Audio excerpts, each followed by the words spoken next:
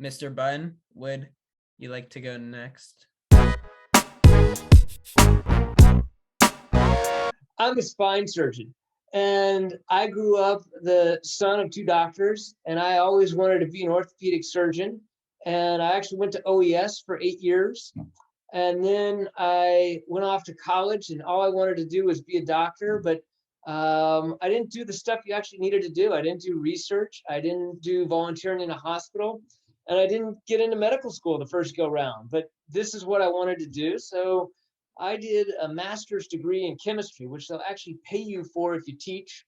And I did my research, I did my volunteering, and got into medical school. And then I had learned something. I said, well, once you're in medical school, to get an orthopedic residency, you have one chance. And if you don't get it, you're not going to get it the second time.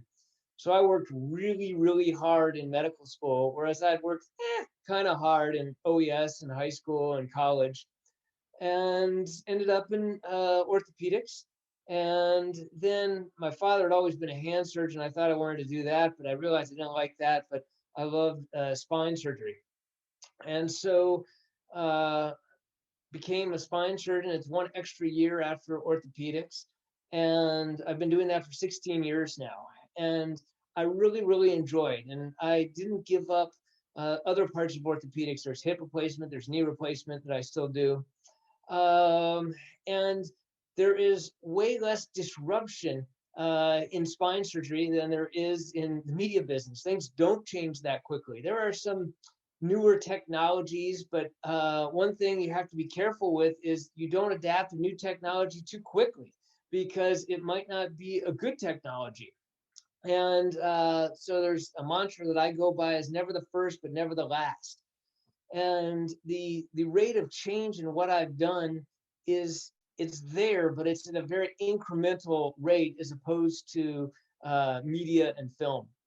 But then as I aged, I got really lucky, and I ran into a Ethiopian person who had started a hospital in Ethiopia. And it was a surgeon in California. And I said, boy, I've always wanted to do a medical mission. And he said, well, we don't know how to do hip surgery in Ethiopia. And so I said, well, that's what I want to do then. And so the last 2 or 3 years, my midlife mission has been to teach Ethiopians how to do hip surgery, because until I went there a month ago, and I'd gone a couple of years ago, they had one hospital in all of Ethiopia that could fix a broken hip or do a hip replacement. And now they have two. And as long as the war that's getting worse settles out, I'm going to be going back. And I've found that that has kind of rejuvenated Mr. Gawicki. Has a huge amount of enthusiasm for what he does. And after 16 years of doing spine surgery and hip and knee replacement, I enjoyed it. It was fine, but it was kind of the same old, same old. And now this is different. And this has been really exciting and fun, and my personal now midlife mission. And so I always knew where I wanted to end up, and I had a few bumps in the road trying to get there, but I got there, and ultimately it was because this is what I really, really wanted to do. So if my mission or my message would be, you figure out what you really want to do, and that's not easy. We went from wanting to be a journalist to a Warner Brothers executive, but figure out where your area of passion is, and then pursue it, and always look for opportunities that may come your way. I was just sitting and talking with this Ethiopian surgeon, and I said, wow, what a great opportunity. So that's a little bit about my background. Could I ask a quick question? I know that you didn't go too deep into detail about like what made you decide you want to be specifically a spine surgeon. Like, when did you decide this, and like kind of why did you decide specifically this one like type of surgeon, I guess? So in residency, you have the opportunity to rotate through various types of orthopedic surgery, be it hand surgery, joint surgery, spine surgery. And people who have spine problems frequently can't walk. And that really spoke to me.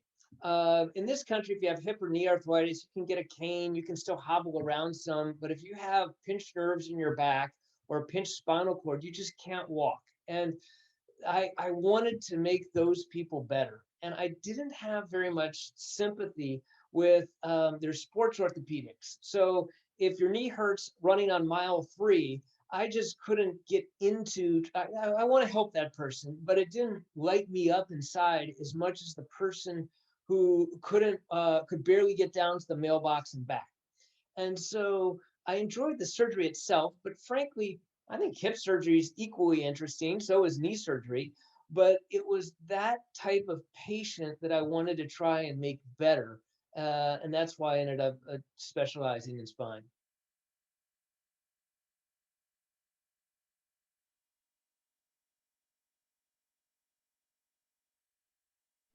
I have a question. So like right now, what do you enjoy most about your job? Um, I enjoy seeing people get better. So, and that doesn't always involve surgery. So, a lot of times people come in and there's no operation that's going to make them better, but there are other things that can. There's pool exercises, there are medicines, there are shots, and frequently just information can help people feel better. If they understand their problem doesn't need an operation or isn't life threatening or it's going to be okay and there are a few things to help them, they leave feeling better. But and that's one nice part, but the nicer part is when you do fix somebody, and that's one of the things that's great about orthopedics is you can fix them. You can give them a new hip, or you can now do an operation, and a month or two later they feel really good and they can go walk 2 miles. So the seeing people get better one way or another brings me satisfaction, and that's what helps keep me going and keep me interested in it.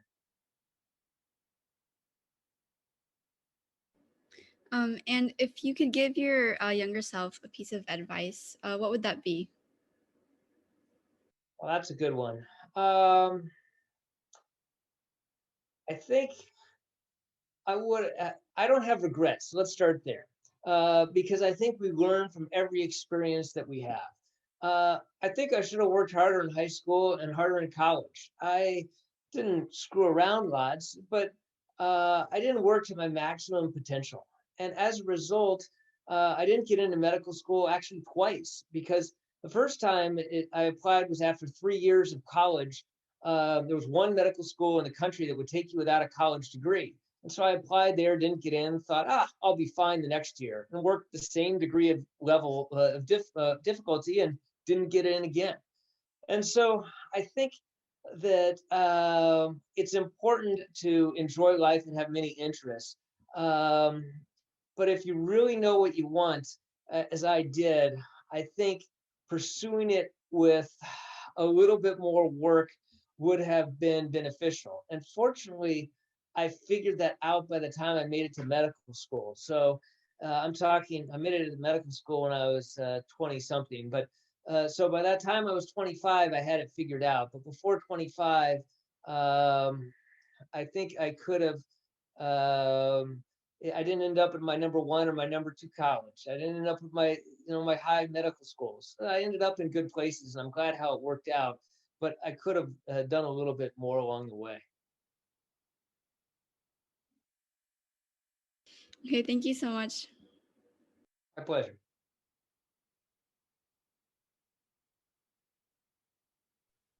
Well, thank you very much to both of our parents who spoke today. Thank you. And for the students, if you can, it'd be great to spread the word if you did, in fact, enjoy it, because we would love as many people to share this experience with as many people as possible. So.